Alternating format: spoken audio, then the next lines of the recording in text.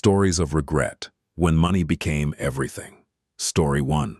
The Silent House. I wake up at 5:47 a.m., not because I want to, not because I have somewhere to go. My body does it automatically because I've been following the same routine for 60 years. The alarm clock on the nightstand reads 5:47, and I lie in the dark, listening to the silence of this enormous house. How strange that silence has a sound. It's not peaceful. It's not tranquil. It's heavy, like a weight pressing down on your chest. When Martha was alive, I complained about the noise. The television was always on in the living room. She hummed while she cooked. She would call out to me from another room asking if I wanted tea. I would grumble in annoyance, interrupted from my thoughts about quarterly reports or merger agreements. Right now, I would give anything, absolutely anything, to hear her humming again, and that's quite a lot. I'm 82 years old. I have $4.7 million in various bank accounts. I have the 6-bedroom colonial-style house in the suburbs that Martha always wanted. I bought it for her 30 years ago, right after my biggest deal. She was so happy that day. I remember her crying, hugging me, saying it was everything she ever dreamed of. When we first toured that house, I spent the entire time on my phone. There was an issue with a client in Tokyo. It had something to do with shipping delays. I don't even remember exactly what it was now, but I remember being annoyed that Martha was trying to show me the master bathroom, the backyard, the island kitchen she always wanted. Later, I kept saying. I'll look later. I never really looked, not properly. I was too busy. I'm always too busy. Was too busy.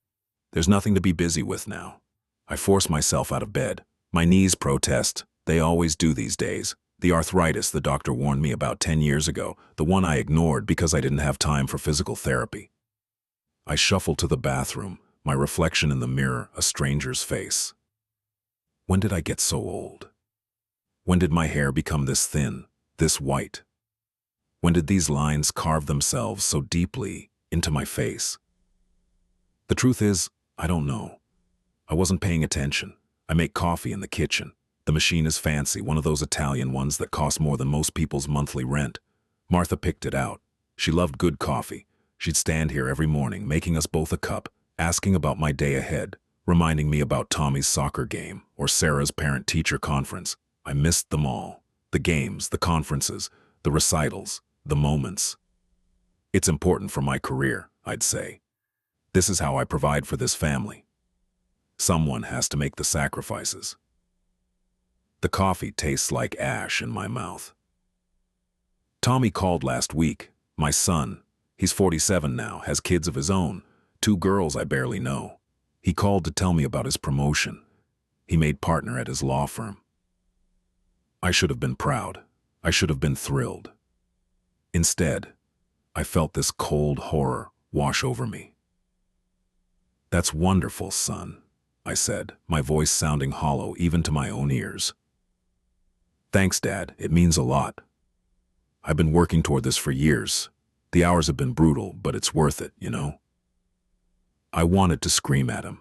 I wanted to tell him it's not worth it, that he's making the same mistake I made, that one day he'll wake up and his daughters will be grown and gone, and he'll realize he doesn't really know them at all, that his wife, sweet Jennifer, who loves him so much, will look at him one day with the same distant sadness that Martha had in her eyes for the last decade of her life. But I didn't say any of that. I congratulated him. I made an excuse about another call coming in. I hung up. I haven't heard from him since. Sarah doesn't call anymore. My daughter, she's 43, lives in Oregon with her husband and son. She used to call every Sunday, trying to bridge the gap between us, trying to connect with the father who was never really there. But I was always too busy, too distracted, too focused on work that doesn't matter anymore. The last time she called was 6 months ago. It was her birthday. She was turning 43. I forgot. I was going through some old files in my study. I still do that sometimes. Organize papers that have no purpose anymore, and I missed her call. She left a voicemail. "Hi, Dad, it's me. I know you're probably busy, but I just wanted to hear your voice today. It's my birthday. I'm 43. Can you believe it? Jamie made me a cake. He's 8 now, growing so fast. He asked about you the other day, asked why Grandpa never comes to visit. I didn't know what to tell him, Dad. I never know what to tell him." Her voice cracked on that last part. Then silence. Then, Anyway, I hope you're well. Love you. I meant to call her back, I really did, but then I got distracted by something. I can't even remember what, and then it was late, and then I figured I'd call the next day, and then the next day became a week, and then a week became a month, and now it's been 6 months and the distance feels insurmountable. This is what I'm good at, creating distance, building walls, prioritizing all the wrong things. I take my coffee to the study. It's a beautiful room, mahogany desk, leather chair, floor-to-ceiling bookshelves filled with books on business strategy, finance, leadership, books I've read cover to cover, books that taught me how to make millions, books that couldn't teach me how to be a husband, a father, a human being. There's a photograph on my desk. It's the only personal item in this room that's all business. The photo is old, the colors slightly faded. It's from 1997, Martha, Tommy, and Sarah at the beach. Martha is laughing, her head thrown back, her sundress billowing in the wind. Tommy, maybe 12 years old, is building a sandcastle. Sarah, 8, is holding up a seashell, showing it to the camera with pride. I'm not in the picture. I took it. I remember that day vaguely. It was a Sunday in July. We'd planned a beach day for weeks. Martha had been so excited. But I brought my work laptop. I brought my phone. I checked emails while they swam. I took this one picture, probably because Martha asked me to. And then I went back to typing. I remember Sarah asking me to come swim with her. Later, I said, Daddy has important work to finish. She nodded. She was used to it by then. She was 8 years old, and she already knew that work came first, that she came second, or maybe third, or not at all. I pick up the photograph now, my hands trembling slightly. The paper is worn at the edges from all the times I've held it over the years, usually late at night when the silence gets too loud and the regret feels like it might crush me. I'm sorry, I whisper to the faces in the photograph. I'm so sorry. But sorry doesn't fix anything. Sorry doesn't bring back the years. Sorry doesn't make Tommy call more than once every few months out of obligation. Sorry doesn't make Sarah trust me with her heart again. Sorry is just a word I say to ghosts. Martha died 3 years ago, breast cancer. It took her in 6 months. 6 months from diagnosis to the end. 6 months that should have been filled with every moment I denied her for our entire marriage. 6 months where I finally put down my phone, closed my laptop, and just with her. But by then, she was slipping away. The medication made her confused sometimes. She'd look at me like she didn't quite recognize me, and maybe she didn't. Maybe I was a stranger to her by then. The man who slept in her bed but was never really present. The man who provided everything, except the one thing she actually needed. Me. There was one afternoon, about a week before she died. She was having a good day. The pain medication was working and her mind was clear. We were sitting in the living room. She was on the couch, wrapped in blankets even though it was warm outside. I was holding her hand. Her skin was so thin, so fragile, like paper. Robert, she said.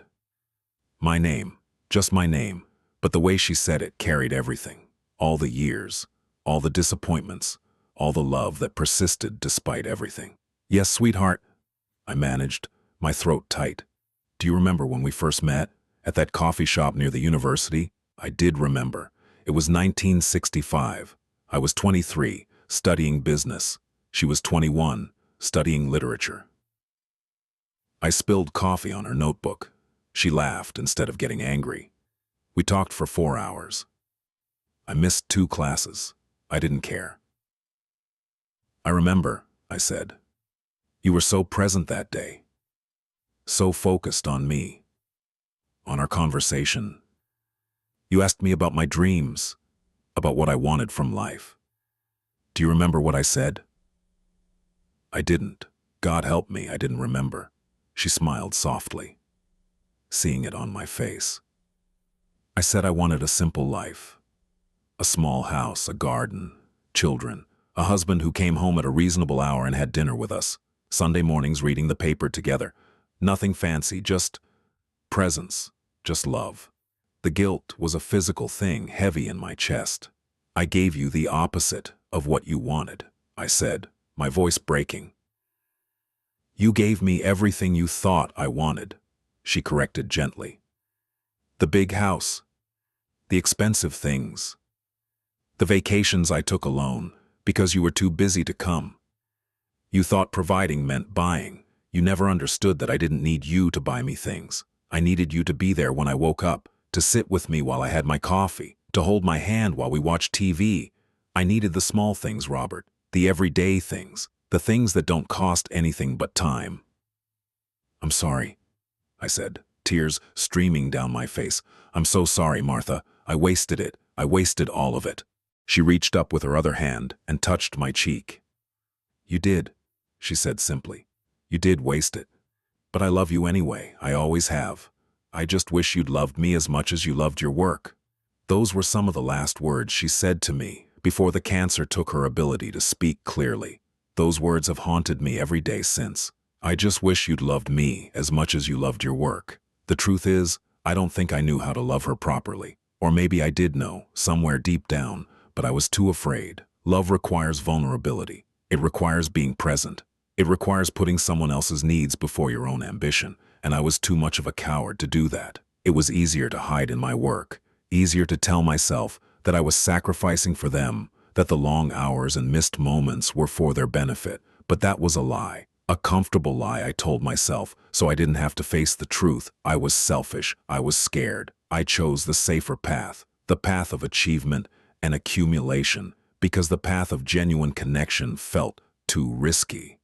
What if I let them in and they saw that I wasn't enough? What if I was vulnerable and they left? What if I put them first and I failed at work and couldn't provide? So I built walls. I hid behind my title, my salary, my reputation. I convinced myself that being a good provider was the same as being a good husband and father. I was wrong. The days blend together now. Monday feels like Thursday, feels like Saturday. Without work to structure my time, without family to fill the hours, I'm untethered, floating, purposeless. I've tried to fill the time. I joined a gym for a while, but I felt out of place among the younger people with their energy and future ahead of them. I lasted 3 weeks. I thought about volunteering, but what would I do? What skills do I have that matter? I can read a balance sheet. I can negotiate a contract. I can maximize shareholder value.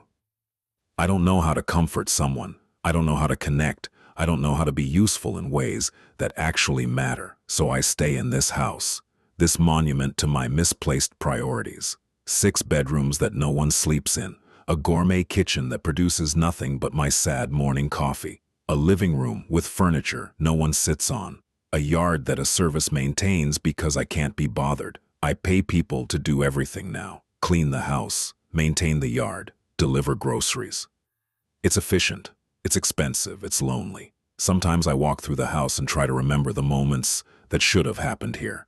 Tommy's graduation party that I couldn't attend because of a board meeting. Sarah's wedding shower that Martha hosted while I was in Singapore. The grandchildren's birthday parties I was invited to, but always found excuses to miss. This house should be filled with memories. Instead, it's filled with things, expensive things, meaningless things. There's a room on the 2nd floor that was supposed to be for guests. Martha wanted to make it welcoming for when the kids visited with their families. She bought nice bedding, put up cheerful curtains, added a bookshelf with children's books for the grandchildren. No one's ever slept in that room. The bedding is still pristine. The children's books have never been opened. The room is a perfect shrine to good intentions and missed opportunities. I can't go in there anymore. It hurts too much. Last month I had a health scare. I was in the study, going through old files again, a pointless habit I can't seem to break, when I felt a tightness in my chest, a pressure. My left arm started tingling. I knew what it was. I'm 82 years old. I've had enough physicals to recognize the signs of a heart attack. I sat there for a moment, my phone on the desk in front of me. I should call 911. I should call for help. But I found myself thinking, who would I call after the ambulance? Who would meet me at the hospital? Who would sit with me, hold my hand, tell me it would be okay? Tommy? He's in Boston. It would take him hours to get here, and he has that big case he's working on. I can't interrupt that.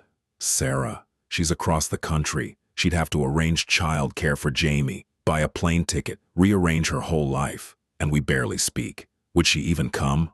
I don't have friends, not real ones. I have former colleagues, business associates, people I used to play golf with occasionally before Martha got sick. But no one I could call in a crisis. No one who actually cares about me beyond polite pleasantries. The pressure in my chest intensified. I picked up my phone. My finger hovered over the emergency call button. And then I thought, would it be so bad? If this was it, if this was the end, what would I be leaving behind? Money that will go to children who don't need it and barely speak to me. A house full of expensive furniture and echoing silence. A legacy of successful business deals and failed relationships. What would they say about my funeral? He was a brilliant businessman. He was very successful. He provided well for his family. Would anyone say he was kind? He was present. He made me laugh. He showed up when it mattered. Would anyone cry because they'd miss me? Or would they cry out of obligation? Out of the idea of losing a father or grandfather rather than the reality of losing someone they actually knew? The pressure in my chest started to ease. It wasn't a heart attack, just a warning, a reminder that time is running out, that I'm old and alone and soon I'll be gone, and very little will change in the world when I am. I put the phone down and sat in the darkness of my study for hours, crying like I haven't cried since Martha's funeral, crying for the life I didn't live, for the man I could have been but chose not to be, for the relationships I destroyed in pursuit of things that don't matter. There's a memory that comes to me often. It's from 1992. Tommy was 7, Sarah was 3. It was a Saturday morning and Martha had taken them to the park. I was supposed to go with them. I'd promised Tommy I'd teach him to ride his bike without training wheels. He'd been asking for weeks. But Friday night my boss called. There was a crisis. A client was threatening to walk. He needed me to come into the office Saturday morning, just for a few hours, just to smooth things over. I have to work, I told Martha. You promised Tommy, she said quietly. He's been so excited. I know, but this is important. The client? His father is important, Martha interrupted. She rarely pushed back. This was unusual for her. Tommy is important. Your promise is important. I'll make it up to him, I said. We'll go next weekend. Martha looked at me for a long moment. I remember the expression on her face, disappointment but not surprise. She was already learning not to expect me to show up. Okay, she said finally. I'll take them. I went to work. I smooth-talked the client. I saved the account. My boss was thrilled. On Monday, he announced my promotion, Senior VP, big raise, corner office. I came home that night, proud of myself, ready to share my good news. Martha was in the kitchen, making dinner. Tommy and Sarah were in the living room watching TV. I got promoted, I told her, expecting excitement. That's wonderful, she said. Her tone was flat. She didn't look up from the vegetables she was chopping. Aren't you happy? I asked, confused. She set down the knife and finally looked at me. Her eyes were tired. I'm happy you got what you wanted, she said. Tommy learned to ride his bike on Saturday. Without you, he fell 3 times, skinned his knees, cried, but he got up and tried again. And when he finally did it, when he made it all the way down the path without the training wheels, he looked around for you. He wanted his dad to see, to be proud of him. The guilt stirred, but I pushed it down. I'll watch him ride this weekend, I said. It's not the same, Martha said quietly. It was the first time, the moment of triumph, and you weren't there. You chose a client over your son's first time riding a bike, a client you won't even remember the name of in 5 years. But Tommy will remember that his dad wasn't there. He'll always remember. She was right. I don't remember the client's name. I remember almost nothing about that work crisis that seemed so urgent. But I remember Tommy's face the next time I saw him. The way he showed me his skinned knees. The way he told me about riding his bike. And how his voice was excited, but his eyes were sad. I missed it. I missed the moment. And Martha was right. He remembered. As he got older, there were more missed moments. More broken promises. More times I chose work over him. And eventually, he stopped asking. He stopped expecting me to show up. He learned that his father's presence was conditional, contingent on there not being something more important at the office. And there was always something more important at the office. I think about that a lot now. About how I measured importance. A client I can't remember seemed more important than my son's milestone. A meeting I can't recall seemed more important than my daughter's dance recital. A conference call seemed more important than my wife's need for conversation after a hard day. I had my priorities completely backward. The tragedy is that I knew it even then. Somewhere deep down, I knew that I was making the wrong choices. But I was on a treadmill, and I didn't know how to get off. Each promotion led to more responsibility. More responsibility led to longer hours. Longer hours led to more missed moments. More missed moments led to greater distance. Greater distance led to relationships that became harder and harder to repair. And underneath it all was fear. Fear that if I slowed down, I'd be replaced. Fear that if I wasn't constantly proving my worth through work, I had no worth. Fear that if I let people see the real me, the uncertain, imperfect me, they wouldn't love me. So I hid behind my success. I let my job title become my identity. I let my salary become my self-worth. I let my work be the shield that protected me from the vulnerability of real intimacy. It was safer that way, easier, less risky. And now I'm 82 years old, sitting in a house full of the things I bought with all that money I earned during all those hours I should have spent with the people I loved. And I'd trade every penny, every possession, every achievement for one more day with Martha. One more Saturday teaching Tommy to ride his bike. One more evening reading bedtime stories to Sarah. But I can't. Time only moves forward. Chances don't come back. Moments once missed are gone forever. I've been thinking about my own childhood lately, about my father. He was a factory worker, blue collar. We didn't have much money. Our house was small. We wore hand-me-down clothes. We ate simple meals, but I remember him being there every night at dinner, every Saturday morning making pancakes, every Sunday afternoon throwing a baseball with me in the yard. He wasn't perfect. He had his flaws, but he was present. He showed up. And I remember feeling loved, secure, important. I wanted to give my children more than I had. More material comfort. More opportunities. A better house. Better clothes. Better schools. I wanted them to have everything I didn't.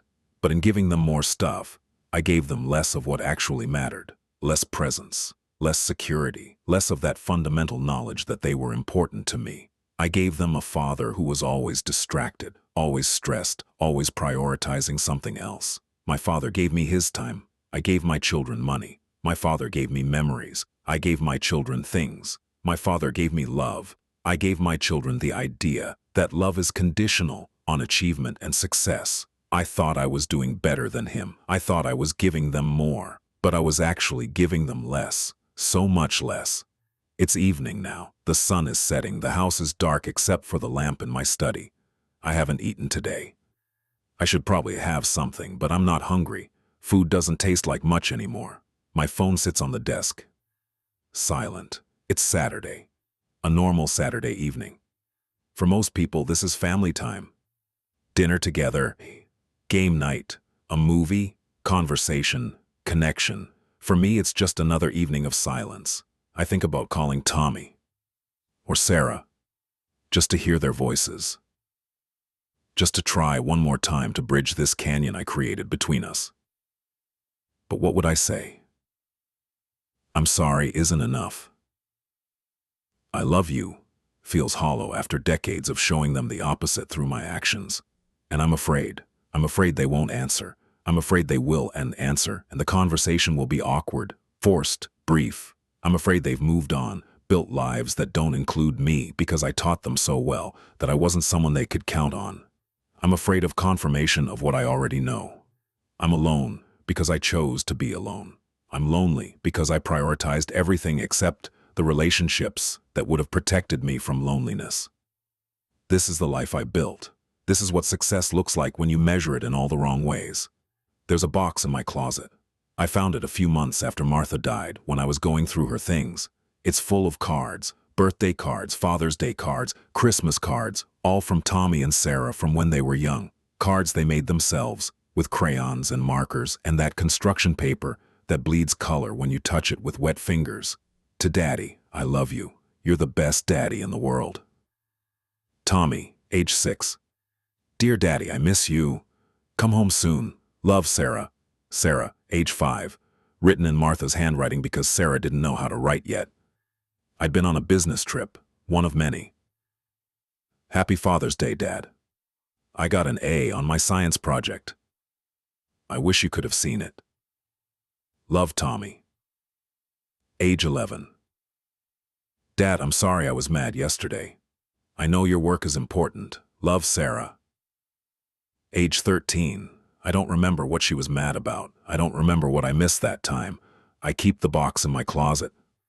I can't throw it away, but I can't keep it where I can see it every day. The love in those cards, the hope in those messages, it's too painful. They believed in me. They loved me unconditionally. They kept reaching out, kept trying, kept hoping I'd choose them, and I didn't. I chose quarterly reports over their report cards. I chose client dinners over family dinners. I chose professional success over being successful at the only things that actually matter, being a husband, a father, a human being who shows up for the people he claims to love. The house is completely dark now, except for my lamp. It's 9:30 p.m., time for bed, I suppose. Not that I sleep well. I haven't slept well since Martha died. The bed feels too big, too empty. I turn off the lamp and make my way upstairs. My knees hurt. My back aches. My body is falling apart, piece by piece. The doctor says I'm in good health for 82, but what does that matter? What's the point of a healthy body when your soul is dying from regret? In the bedroom, I sit on the edge of the bed in the darkness. Martha's perfume bottles are still on her dresser. I couldn't bring myself to throw them away. Sometimes I smell them, trying to remember what she smelled like. But scent is a funny thing. The perfume by itself isn't the same. It's missing the chemistry of her skin, the warmth of her body. I lie down. The sheets are cold. The house is silent except for the settling sounds old houses make, creaks and groans that used to scare me as a child. Tomorrow will be the same as today, and the day after, and the day after that. An endless string of days with nothing to distinguish one from the next. No purpose, no connection, no meaning. This is what I worked so hard for. This is what all those missed moments bought me. A big house full of expensive things and crushing loneliness. If I could go back, if I could talk to my younger self, I don't even know what I'd say. Would he listen? Would he believe me? Or would he be so convinced of his own righteousness, so sure that he was doing the right thing, that he'd dismiss me as a bitter old man full of regrets? I think he wouldn't listen. I think he'd tell me that I don't understand how important this client is, this meeting, this deal. I think he'd tell me that he's providing for his family, that he's building a future, that he's being responsible. I think he'd make all the same mistakes. Because the truth is, I didn't make those mistakes out of ignorance.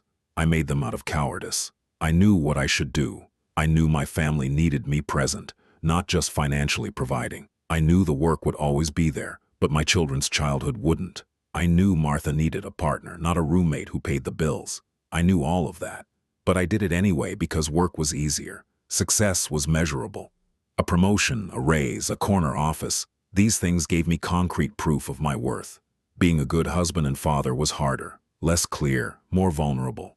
So I took the easy path. And now I'm paying for it with these lonely years at the end, with this knowledge that I wasted the most precious thing I had, time with people who loved me. The tears come again. They come most nights. I cry for Martha, who deserved so much better than the half-present husband I was. I cry for Tommy and Sarah, who deserved a father who showed up. I cry for my grandchildren, who barely know me. I cry for myself, for the life I could have lived but was too afraid to choose, and I cry because I know it's too late. You can't undo 60 years of wrong priorities. You can't rebuild trust you spent decades eroding.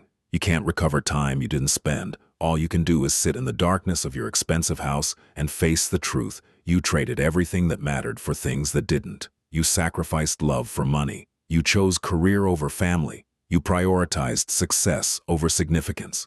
And now success is all you have left. It's cold comfort in the dark.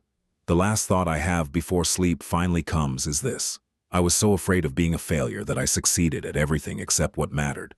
I was so afraid of being poor that I died rich and empty. I was so afraid of being nobody that I became somebody who had everything except the only things worth having: love, connection, presence, family. In the end, I succeeded brilliantly at achieving exactly the wrong things. And that's the cruelest irony of all. Story 2. The corner office.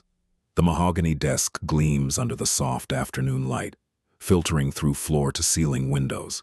From up here, 43 floors above the city, the people below look like ants, small, insignificant. moving in their predetermined patterns, scurrying from one place to another without any awareness of the larger picture.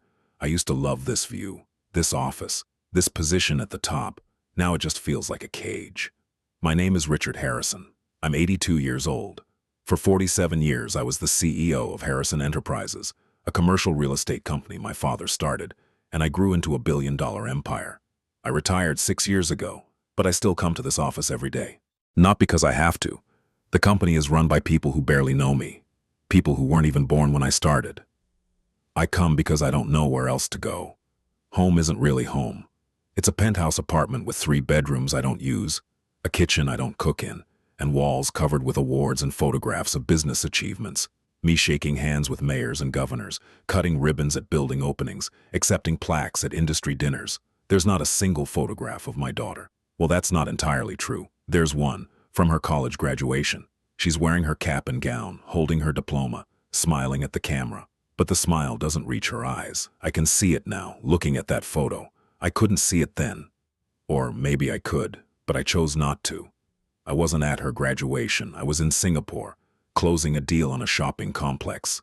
I sent my assistant to the ceremony with a card and a check. $50,000. I thought that would show her how proud I was, how much I valued her achievement. She called me that night. It was morning in Singapore. I was having breakfast with the investors. "Dad?"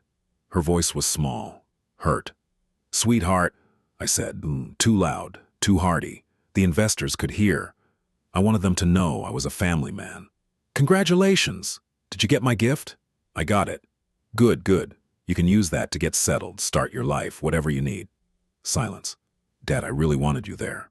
"I know, honey, and I wanted to be there, but this deal, it's huge. It's going to set up the company for the next decade. It's going to secure your future." "I don't care about the future," she said, and I remember being surprised by the anger in her voice. I cared about today, about my graduation, about my father being there. "Nicole, you're being unreasonable. You sent money. You always send money. That's your answer to everything. It's not just money. I have to go, Dad. Thanks for the check." She hung up. I told myself she was being dramatic, emotional, that she'd understand when she got older. I finished my breakfast. I closed my deal. I felt like I'd accomplished something important. I didn't know it then, but that was the beginning of the end of my relationship with my daughter. Or maybe it wasn't the beginning. Maybe it was just one more brick in a wall I've been building her entire life. Nicole is 49 now. She lives in Portland. She's a therapist, specializing in family trauma. The irony isn't lost on me. She helps other families heal while keeping me at arm's length. She's married to a man named David, who I've met twice. They have 2 sons, ages 18 and 16, who I've seen maybe a dozen times in their entire lives. She sends me a Christmas card every year. It's always the same, a photo of her family, all of them smiling, and inside, a printed message, wishing you health and happiness in the new year. Love, Nicole, David, Jacob, and Matthew. Love. She signs it love, but there's no love in those cards. They're obligation, a ritual she performs because that's what you're supposed to do with your aging father, even when he doesn't deserve it. I have all the cards in a drawer in my desk. 18 years worth. I take them out sometimes, line them up chronologically, and watch her family age in photographs. Jacob going from a newborn to a young man. Matthew growing from a toddler to a teenager. David's hair graying. Nicole's smile staying the same. Pleasant, distant, closed. I'm a stranger in those photographs. Not because I'm not in them, though I'm not, but because I can see in their poses, their arrangements, that there's no space for me. They're a complete unit, a family of 4. I'm the extra person, the one you send a card to out of duty. It didn't have to be this way. I was 33 when Nicole was born. My father had died the year before, leaving me the company. It was struggling. He'd been a good builder, but a terrible businessman. We were drowning in debt, losing contracts to competitors, on the verge of bankruptcy. I worked 18-hour days for the first year, fired half the staff, restructured everything, secured new financing, landed a major contract to build a medical plaza downtown. By the time Nicole turned 1, the company was stable. By the time she turned 2, we were profitable. By the time she turned 3, we were expanding. Her mother, Angela, tried to tell me I was missing too much. Missing Nicole's first steps, her first words, her first everything. I'm securing her future, I'd say. I'm building something. When she's older, she'll understand. Angela understood before Nicole did. She understood that I'd chosen the company over the family, that I was married to my work in a way I'd never be married to her. We divorced when Nicole was 7. Angela got primary custody, which was fine with me. I convinced myself that Nicole was better off with her mother, that I could focus on building the business, that I'd have time to be a father later. Later never came. I saw Nicole every other weekend, per the custody agreement. But those weekends were always interrupted. A crisis at work, an important call, a meeting that couldn't be rescheduled. I'd promise her we'd go to the zoo next time. We'd see that movie next time. We'd have that talk next time. Next time. I said that phrase so often it should have been my catchphrase. When she was 8, Nicole asked me, "Dad, do you love your work more than you love me?" We were in my car. I was driving her back to Angela's house after a weekend that had consisted mostly of me working in my home office while she watched TV in the living room. The question startled me. "Of course not, sweetheart. I love you more than anything." "Then why do you always work when we're together?" "Because I have to. Because I have responsibilities. Because—" I paused, trying to find words an 8-year-old would understand. "Because I'm building something for us and for your future." "I don't want a future," she said softly. "I want a dad now." I didn't know how to respond to that, so I didn't. I turned up the radio. I dropped her off at Angela's. I drove back to my office and worked until midnight, trying to forget the look on her face when she said those words. I want a dad now. But I didn't know how to be a dad. I knew how to be a CEO. I knew how to negotiate contracts, manage employees, read financial statements. But sitting on the floor playing dolls, reading bedtime stories, attending parent-teacher conferences, those things felt foreign, uncomfortable, less important than the real work of building a business empire. So I kept building, and Nicole kept growing up, without me. By the time Nicole was 12, our weekends together had become tense. She'd grown quiet, withdrawn. She'd bring a book and read in the corner of my office while I worked. When I'd suggest we do something together, she'd shrug and say, "It's okay, Dad. I know you're busy." She'd learned. She'd learned that I was always busy. She'd learned not to expect anything from me. She'd learned that love meant money, not time. That presence meant a check, not a person. Angela remarried when Nicole was 14. A high school teacher named Tom. By all accounts, he was a good man, patient, present. He showed up at Nicole's soccer games. He helped with homework. He took her and her friends to the movies. He did all the things I should have done. I told myself I was fine with it, that Nicole needed a father figure, and if I couldn't be there, at least Tom could. But underneath, I was jealous and angry. How dare this school teacher with his modest salary and his unimpressive career swoop in and be the dad I should have been? When Nicole was 15, she asked if she could stop coming for her weekend visits. We were in a restaurant, rare for us to actually be out together, and she brought it up right after we ordered. "Dad, I've been thinking, maybe we should change our arrangement." "Change it how?" I asked, already pulling out my phone to check an email. "Maybe instead of every other weekend, we could just, I don't know, see each other when it makes sense, when you actually have time." I looked up from my phone. She was looking at her hands, not at me. "You don't want to see me anymore?" "It's not that. It's just, we don't really do anything when I'm with you. You work, I sit there. It feels pointless." "I spend time with you," I protested. "No, Dad, I spend time in your office while you work. That's not the same thing." "Nicole, I have responsibilities." "I know," she interrupted, and her voice had that flat quality it gets when she's hurt, but trying not to show it. "You always have responsibilities, important meetings, crucial deals. I get it. So instead of pretending we're going to spend time together, let's just be honest about it." "I want to spend time with you," I said, and I meant it. In that moment, I really meant it. "Do you?" she asked, finally looking at me. "Or do you want to spend time with me, because those aren't the same thing. That was the most insightful thing anyone had ever said to me. At 15 years old, my daughter understood something about me that I was only beginning to grasp. I liked the idea of being a father more than I liked the actual work of being a father. I liked telling people I had a daughter. I liked writing child support checks and feeling like I was providing. But the actual day-to-day presence, the showing up, the being there even when it was inconvenient, I didn't really want that. I wanted to want it, but wanting and doing are very different things. "Let's finish dinner," I said, avoiding her question. "And we'll figure something out." We never figured anything out. Nicole stopped coming for weekends. We'd have lunch once a month, maybe, brief, surface conversations. "How's school?" "Fine." "How's work?" "Good." "Okay then, see you next month." By the time she graduated high school, we were strangers who happened to share DNA. Nicole went to college across the country, Brown University. She majored in psychology. She rarely called. I rarely called her.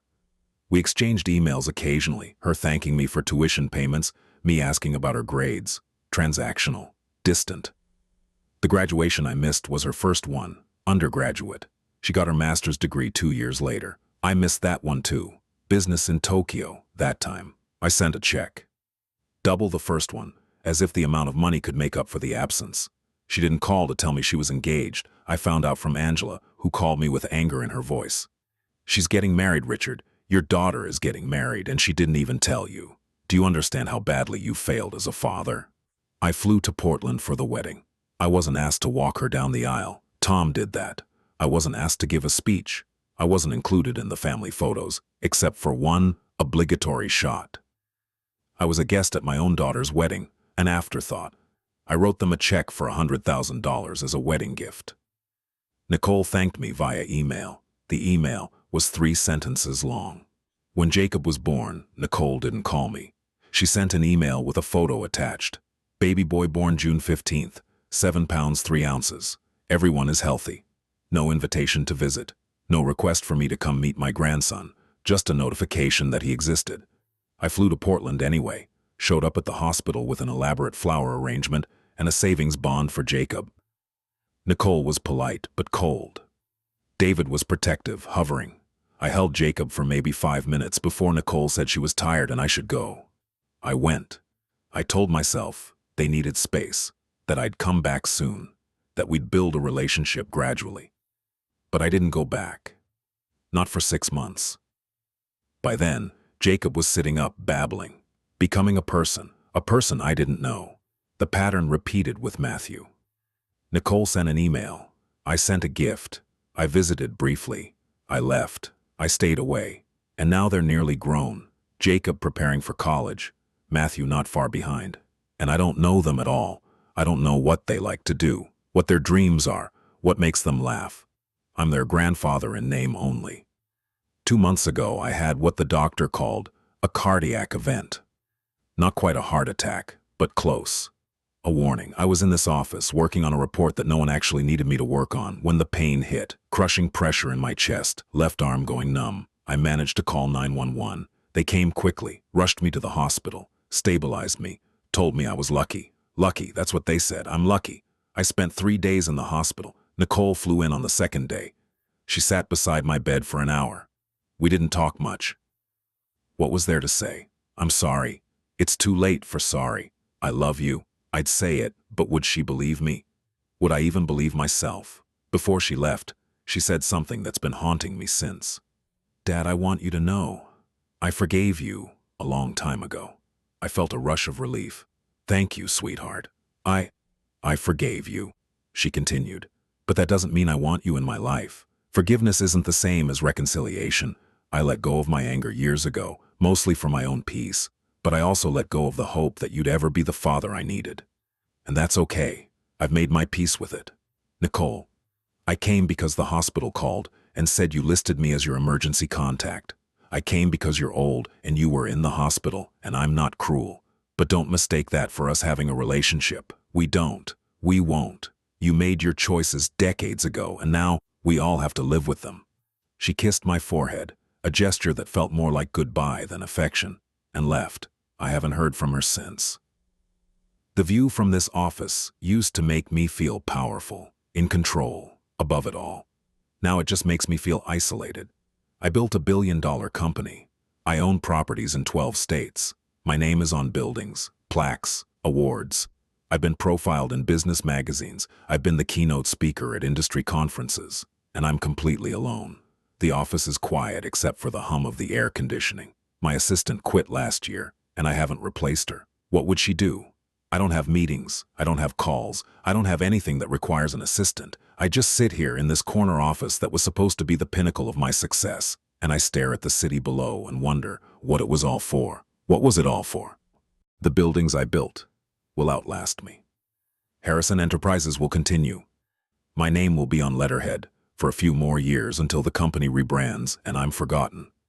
The money will go to Nicole, who doesn't need it and probably doesn't want it, and maybe to the grandchildren, I don't know. But me, the actual person behind the achievements, no one will remember me. Not really. They'll remember the businessman, the CEO, the success story.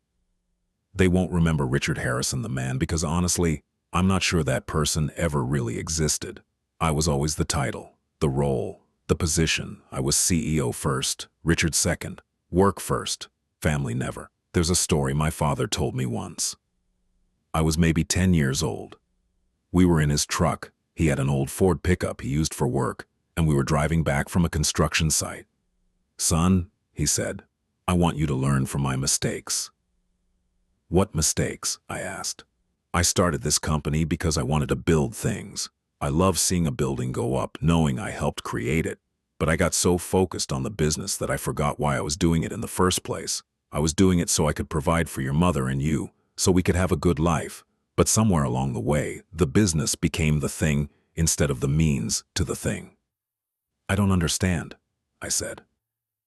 "You will someday," he said. "Just remember, don't let your work become your whole life.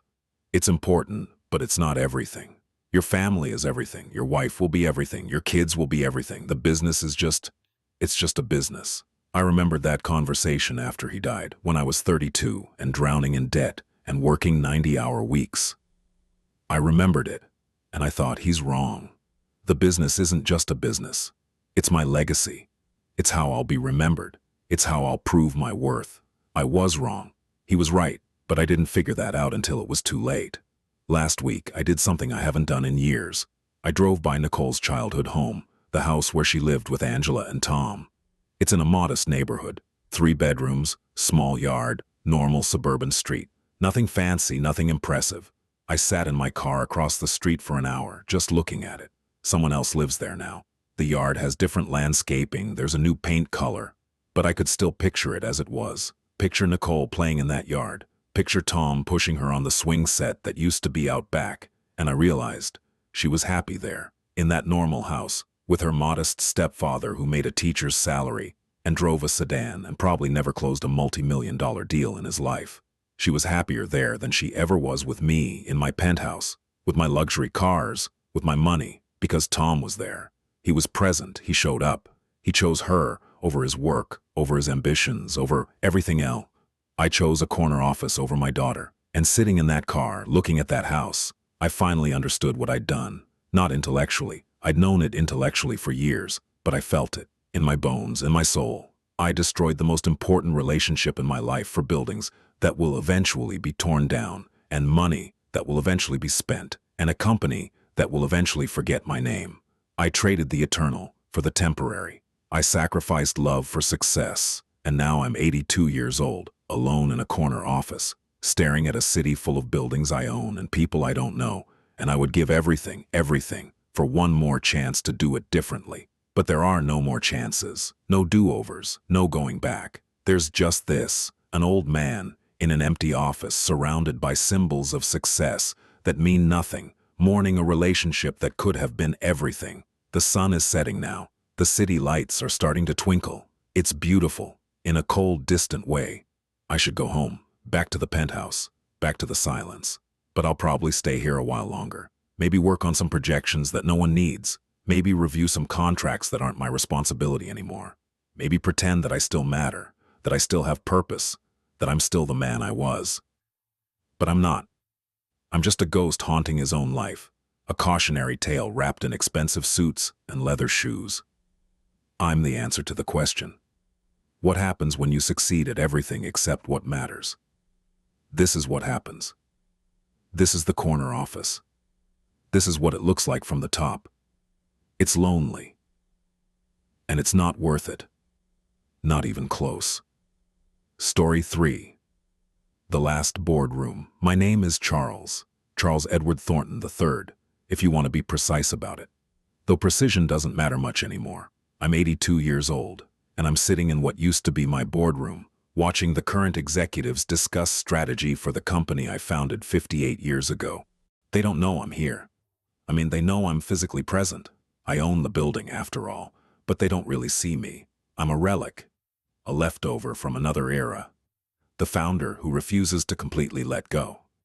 I watch them pointing at charts, arguing about market penetration, discussing quarterly projections. Young people, full of energy and ambition. They remind me of myself at that age, hungry, driven, convinced that success is just around the corner if they work hard enough, sacrifice enough, push hard enough. I want to stand up and tell them they're wrong. I want to warn them. I want to save them from the mistakes I made. But I don't, because they wouldn't listen. I wouldn't have listened either at their age. I built Thornton Industries from nothing. Started in 1967 with a loan from my father-in-law and an idea for manufacturing specialized industrial components. Worked out of a rented garage for the first 3 years. My wife, Patricia, kept the books while I worked the machines and chased contracts. Patricia, God, she was beautiful. Smart, too. Had a degree in accounting from Radcliffe. She could have done anything. Been anything. Instead, she married me, a 24-year-old with more ambition than sense, and helped me build an empire. Or I built an empire while she waited. That's closer to the truth. The business grew quickly. By 1972, we had our own facility. By 1975, we had 50 employees. By 1980, we'd gone public. By 1985, we were a household name in the industrial sector. And somewhere in there, I lost Patricia. Not literally, not then. She stayed. She kept the house. She raised our 3 children. Charles IV, we called him Charlie, Elizabeth, and Michael. She attended charity functions as Mrs. Charles Thornton, looking beautiful in her evening gowns, smiling at business associates, playing her role perfectly. But I lost her. The woman who used to laugh at my jokes, who used to talk to me about her dreams, who used to look at me like I was her whole world. She disappeared somewhere between the garage startup and the Fortune 500 listing. I didn't notice when it happened, or maybe I noticed, but I didn't care enough to do anything about it. I was building something. I was important. I was changing the industry. Those things felt more real than Patricia's slowly dimming light. The executives are wrapping up their meeting. They're standing, shaking hands, making jokes I don't understand. Corporate humor. I used to be fluent in it. Now it sounds like a foreign language. The CIO, a man named Bradley, who's young enough to be my grandson, stops by my chair as the room empties. Mr. Thornton, he says, his voice carrying that particular tone people use with the elderly. Oh, it's too loud, too slow, too condescending. Good meeting today. Lots of exciting developments. Yes, I say, because what else is there to say? We're implementing that new software system next quarter, the one I mentioned last month. It's going to revolutionize our workflow. I nod. I have no idea what software system he's talking about. It doesn't matter. Nothing I say or think matters anymore. I'm not part of this. I haven't been part of this for years. Bradley pats my shoulder. Actually, pats me like I'm a dog or a child, and leaves. I sit alone in the boardroom for another hour, watching the light change through the windows, remembering when this room felt like the center of the universe. Patricia died 7 years ago, pancreatic cancer. It took her in 4 months. 4 months from diagnosis to death. 4 months that should have been filled with every conversation we never had, every moment we never shared, every "I love you" I never said often enough. But she was in pain, confused from the medications, slipping away before I could grab hold and pull her back. The children arranged everything. They barely included me in the decisions. Where she'd be treated, what interventions to pursue, how to manage her care in those final weeks. They made decisions around me, through me, despite me. I was angry at first. She's my wife, I said to Charlie. I should be the one making these decisions. Charlie looked at me with something between pity and contempt. You lost the right to make decisions about Mom when you chose not to be present for her life, Dad. I provided for this family. You wrote checks, Charlie interrupted. You made sure we had money, but you were never there. Not for Mom, not for us. So don't act now like you have some claim to her care. He was right. I knew he was right. But I argued anyway, because that's what I do. I argue, I fight, I defend my position, even when my position is indefensible. The boardroom is empty now except for me. The cleaning staff will come through soon. They'll be surprised to find me still here. They always are. Mr. Thornton, we thought you left hours ago, they'll say. And I'll nod and smile and make my way to the elevator, back to my car, back to the house that Patricia designed and decorated and made into a home that I barely spent time in. I don't know why I come here every day. Force of habit, maybe. Or maybe because I don't know who I am if I'm not Charles Thornton, CEO. Even though I haven't been CEO for 6 years. Even though my name on the building is the only thing connecting me to this place anymore. I'm a ghost haunting my own company. When Charlie was 8 years old, he played Little League. Patricia signed him up, bought him a glove, took him to practices, sat through every game, cheering him on from the bleachers. I promised I'd come to games. I meant to come. But there was always something, a meeting that ran long, a crisis that needed attention, a call that couldn't wait. One Saturday in June, Patricia called me at the office. Charlie's game is at 2 o'clock, she reminded me. You promised you'd be there. It's the championship. I'll try, I said, looking at the stack of contracts on my desk. But I'm in the middle of... You're always in the middle of something, Charles, she said, and her voice had an edge I hadn't heard before. Your son needs you? He asks about you constantly. He wants his father to watch him play. Tell him I'm proud of him, I said. Tell him I'm sorry, but this work is important. Is it? She asked quietly. Is it more important than your son? Patricia, you're being dramatic. Fine, she said and hung up. I didn't make it to the game. I stayed at the office until 7, working on contracts that I couldn't even tell you about now. I came home to find Patricia in the kitchen, washing dishes with an intensity that suggested anger. Charlie was in his room. Did they win? I asked. Patricia didn't turn around. Ask your son. I went upstairs. Charlie was in bed, still in his baseball uniform, staring at the ceiling. Hey, slugger, I said, sitting on the edge of his bed. I heard you had your championship game today. Did you win? He didn't look at me. Yeah. That's great. I'm sorry I couldn't make it. Work was... It's okay, Dad, he said, still not looking at me. I didn't think you'd come anyway. The words hit me harder than any business failure ever had. I tried to recover. Charlie, I wanted to be there. I really did, but... It's okay, he repeated. You're busy. I get it. But he didn't get it. How could he? He was 8 years old. All he knew was that his father promised to come watch him play baseball and didn't show up. All he knew was that work was more important than him. And I taught him that lesson so well that by the time he was a teenager, he'd stopped asking me to come to anything. Elizabeth was my little girl. Sweet, quiet, artistic. She loved to draw. Spent hours in her room sketching pictures of flowers, animals, imaginary worlds. She'd bring them to Patricia, who would praise them and display them on the refrigerator. She stopped showing them to me after I told her, when she was 7, that art is a nice hobby, but you need to focus on practical skills. She'd brought me a drawing of our family. Me, Patricia, Charlie, her, and little Michael. We were holding hands in front of our house. She'd spent all afternoon on it, Patricia told me later. She was so excited to show me. That's nice, sweetheart, I said, barely glancing at it. But, you know, drawing pictures won't get you into a good college. You need to focus on your math and science homework. Her face fell. She took the drawing back, mumbled something, and left my office. Patricia came in a few minutes later. "That was cruel," she said. "What was?" "What you said to Elizabeth. She worked hard on that drawing. She wanted to make you happy. I just want her to understand the importance of—" "She's 7 years old, Charles. She wanted her father to appreciate her art. That's all. Just a moment of attention. Of pride. Of love. I do love her." "Then show her," Patricia said. "Because right now, all you're showing her is that nothing she does is good enough, unless it's what you define as important." I didn't understand what Patricia meant then.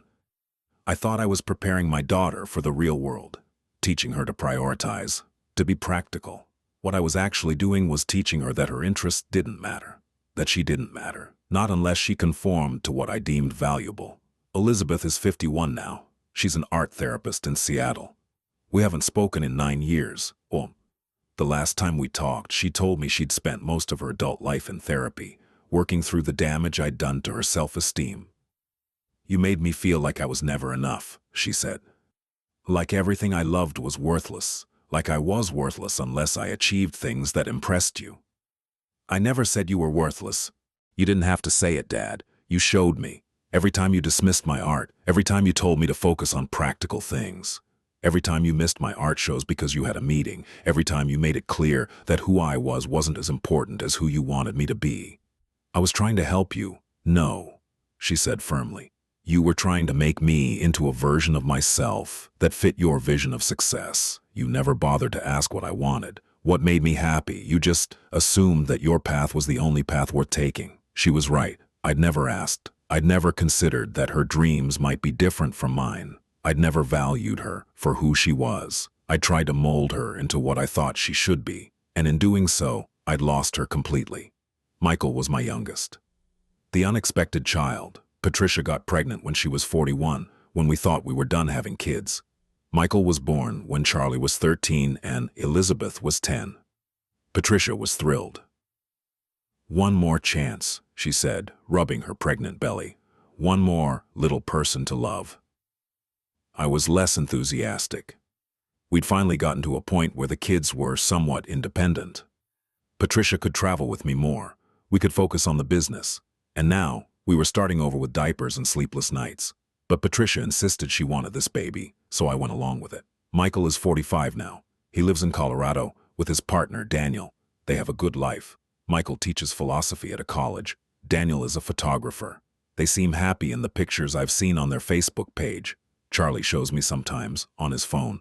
I don't have a relationship with Michael. I barely had one when he was growing up. By the time he was born, I was fully consumed by the business. Patricia raised him essentially as a single mother.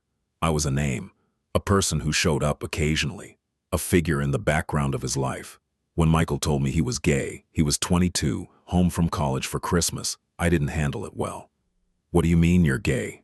I asked, my voice too loud. "I mean I'm attracted to men, Dad. I've known since I was 14. "That's ridiculous. You just haven't met the right girl yet." "Dad, this is probably just a phase. College experimentation or whatever they call it. You'll grow out of it." Michael's face closed off. I watched it happen. He looked at Patricia, who was crying quietly. Then he looked back at me. "I'm not going to grow out of it, Dad. This is who I am." "Well, I don't accept it," I said. "It's not how we raised you." "You didn't raise me," Michael said quietly. "Mom did. You were too busy building your empire to notice I existed." "That's not fair." "It's completely fair," he said. "And you know what? I don't need your acceptance. I don't need anything from you. I'm telling you who I am as a courtesy, but I don't need your approval or your understanding or anything else." He left that night, went back to college, didn't come home again until Patricia was dying, and even then we barely spoke. At Patricia's funeral, Michael sat with Daniel on one side of the chapel. I sat alone on the other. My 3 children, all grown, all successful, all alive, and none of them wanted to sit with their father. That's when I finally understood. I'd failed. Completely. Utterly. At the only thing that actually mattered. Being a parent, being a partner, being present. I'd succeeded in business. I'd built a company worth billions. I'd created jobs for thousands. I'd been featured in Forbes, interviewed on CNBC, invited to speak at Harvard Business School. But I'd failed my family. And unlike a bad business quarter, there was no way to recover from that failure. The cleaning staff has arrived. Maria, who's worked here for 20 years, smiles at me gently. "Mr. Thornton, you still here? It's almost 9 o'clock. Is it? I'd lost track of time. I do that a lot now. I was just leaving, I say, standing slowly. My joints protest. Everything hurts these days. You okay to drive? Maria asks. I can call you a car. I'm fine, I say, even though I'm not. Even though I haven't been fine in years, maybe decades. I make my way to the parking garage. My car is the only one left. A black Mercedes, top of the line. I can't remember why I bought it. To impress someone? To prove something. It seems ridiculous now. An 82-year-old man driving a car designed for someone much younger. I sit in the driver's seat for a long time before starting the engine. I don't want to go home. Home is just another empty building, full of expensive furniture and oppressive silence. But I don't have anywhere else to go. Patricia used to beg me to slow down, to retire earlier, to travel with her, to enjoy life. Charles, we have more money than we could spend in 3 lifetimes, she'd say. Why are you still working 80-hour weeks? Why can't we just live? That's not fair. It's completely fair, he said. And you know what? I don't need your acceptance. I don't need anything from you. I'm telling you who I am as a courtesy, but I don't need your approval or your understanding or anything else. He left that night, went back to college, didn't come home again until Patricia was dying, and even then, we barely spoke. At Patricia's funeral, Michael sat with Daniel on one side of the chapel. I sat alone on the other. My 3 children, all grown, all successful, all alive, and none of them wanted to sit with their father. That's when I finally understood. I'd failed, completely, utterly, at the only thing that actually mattered, being a parent, being a partner, being present. I'd succeeded in business. I'd built a company worth billions. I'd created jobs for thousands. I'd been featured in Forbes, interviewed on CNBC, invited to speak at Harvard Business School. But I'd failed my family. And unlike a bad business quarter, there was no way to recover from that failure. The cleaning staff has arrived. Maria, who's worked here for 20 years, smiles at me gently. Mr. Thornton, you still here? It's almost 9 o'clock. Is it? I'd lost track of time. I do that a lot now. I was just leaving, I say, standing slowly. My joints protest. Everything hurts these days. You okay to drive? Maria asks. I can call you a car. I'm fine, I say, even though I'm not. Even though I haven't been fine in years, maybe decades. I make my way to the parking garage. My car is the only one left. A black Mercedes, top of the line. I can't remember why I bought it. To impress someone? To prove something? It seems ridiculous now. An 82-year-old man driving a car designed for someone much younger. I sit in the driver's seat for a long time before starting the engine. I don't want to go home. Home is just another empty building, full of expensive furniture and oppressive silence. But I don't have anywhere else to go. Patricia used to beg me to slow down, to retire earlier, to travel with her, to enjoy life. Charles, we have more money than we could spend in 3 lifetimes, she'd say. Why are you still working 80-hour weeks? Why can't we just live? I have responsibilities, I'd say. People depend on me. The company. I depend on you, she'd say quietly. Your children depend on you. Or at least, they used to, before they learned not to. You're being dramatic. I'm being honest. When was the last time we went to dinner? Just the 2 of us? When was the last time we had a conversation that wasn't about your schedule or the company? I didn't have an answer. I couldn't remember. I'm lonely, Charles, she said one night. We were in bed. That is, we were both in the same bed, but we might as well have been on different planets. I'm lonely even though I'm married. I'm lonely even though I live in a house full of people. I'm lonely because my husband is physically present, but emotionally absent. I don't know what you want from me, I said, feeling defensive. I provide for this family. I give you everything, except yourself, she said. You give me everything, except the one thing I actually want. You, your time, your attention, your presence. I'm here now, aren't I? Your body is here, she said. But your mind is still at the office. Your heart is still in that boardroom. You're never fully here, Charles. Not with me. Not with the kids. Never. That's not fair. It's completely fair. And someday you'll wake up and realize what you've missed, what you've sacrificed, and it will be too late to get it back. She was right. Of course she was right. But I didn't want to hear it then. So I turned over, pretended to sleep, and went to work even earlier the next morning. I'm home now. The house is massive. 8 bedrooms, 6 bathrooms, a formal dining room we never ate in, a living room we never lived in.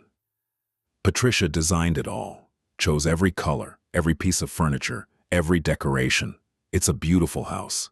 It's also a mausoleum. I make my way to the study. There's a bottle of scotch in the cabinet. 30-year-old single malt. I pour myself a glass.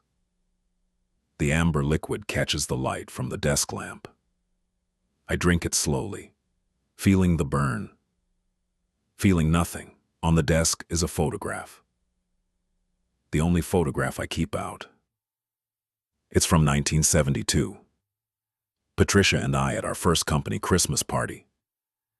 She's wearing a red dress. I'm in a suit. We're looking at each other, not at the camera. And in that frozen moment, you can see it. The love, the connection, the partnership. That was before I let work consume everything. Before I chose the company over my marriage. Before I taught my children that they came second to my ambition. In that photograph, I still have her. I still have a chance. I pick up the photograph, my hands trembling. I'm sorry, I whisper. Patricia, I'm so sorry. But Patricia can't hear me. She's gone. And even when she was alive, even when she was right there, I wasn't really listening. Last month was my 82nd birthday. Charlie sent a card. So did Elizabeth. Michael didn't send anything, but I didn't expect him to. The cards were generic. Happy birthday, Dad. Hope you're well. No phone calls, no visits, no dinner together. Just cards sent out of obligation, because that's what you do for your elderly parent, even when you don't actually want a relationship with him. I spent my birthday alone. Went to the office as usual. Worked on nothing important. Came home. Ate dinner alone. Watched TV without really seeing it. Went to bed. When I was younger, I imagined my old age differently. I imagined being surrounded by family, grandchildren climbing on my lap, big holiday dinners with everyone gathered around the table. Legacy, connection, love. Instead, I'm alone, completely alone, because I chose this. Every single day for 60 years I chose this. I chose the boardroom over the dinner table. I chose business trips over family vacations. I chose conference calls over bedtime stories. I chose success over significance. And now, I'm successful, very successful. I have money, properties, a name on a building. But I don't have Patricia. I don't have my children. I don't have my grandchildren. I don't have anyone. Success without family isn't success. It's just expensive loneliness. Sometimes I think about what I'd do differently if I could go back. What would I tell my 24-year-old self? I'd tell him that the business will survive without you working 80 hours a week. I'd tell him that his children will only be young once. That his wife won't wait forever. That time is the one resource you can't get back, no matter how much money you make. I'd tell him that the moments matter. The little moments, the ordinary moments. Saturday morning breakfast, Wednesday night homework help, Sunday afternoon walks. Those moments feel insignificant when you're living them, but they're actually everything. I'd tell him that his kids won't remember the size of the house or the expensive vacations. They'll remember whether Dad was there, whether Dad paid attention, whether Dad chose them. I'd tell him that his wife needs a partner, not a paycheck. That she needs him present, engaged, interested in her life. That love isn't about providing. It's about showing up, but I can't go back. I can't undo 60 years of wrong choices.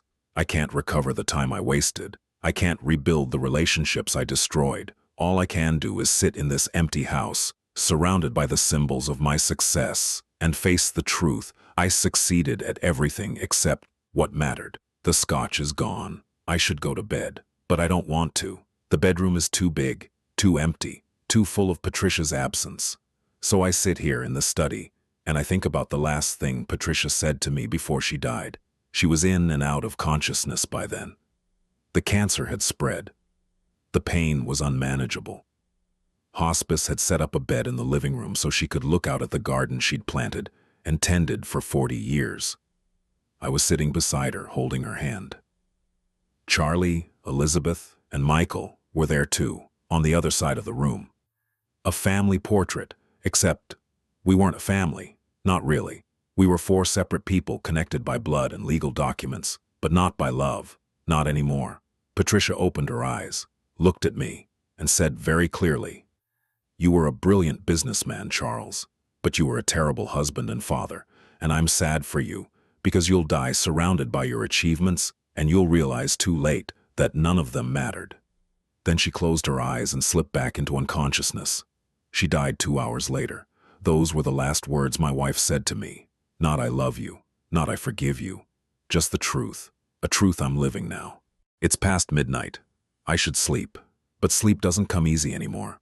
When I close my eyes, I see all the moments I missed, all the chances I had and didn't take, all the people I hurt by putting them second. I'm 82 years old. I probably have a few more years, if I'm lucky, or unlucky depending on how you look at it, and I'll spend those years alone, in this big house, with my awards and my achievements and my money. I'll spend them remembering what I lost. I'll spend them knowing that I succeeded brilliantly at failing at the only things that matter. I'm the CEO of nothing, the chairman of regret, the president of should-have-beens, and it's too late to fix it, too late to make it right, too late for anything except acceptance. This is my legacy, an empty boardroom, an empty house, an empty life. I built an empire and lost everything that mattered. That's the truth, and the truth is all I have left.